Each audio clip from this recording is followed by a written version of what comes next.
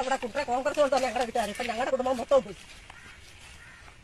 രാഷ്ട്രീയക്കാരറിയും മനുഷ്യക്കുട്ടി അമ്മ അന്ന് വന്നപ്പോ ഞങ്ങൾ ഓടിച്ചു വിട്ടതാ. അങ്ങനെ പോയിരുന്നേ. ഇപ്പൊ കോൺഗ്രസ്സുകാർ വന്ന് ഞങ്ങളുടെ കുടുംബം മൊത്തം പോക്കിക്കൊണ്ടേ പോവുക.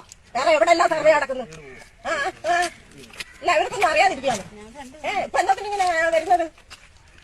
ഇലക്ഷൻ സമയമാകുമ്പോ ഇറങ്ങും. ഇപ്പം ആ കുഞ്ഞിന്റെ പേരിൽ കൂടെ സർവേ ഉണ്ടായിരുന്നു. ആ സർവേയുടെ പോയി 2000-ൽ ഒരു സർവേയുടെ ആ സർവേയുടെ പോയി.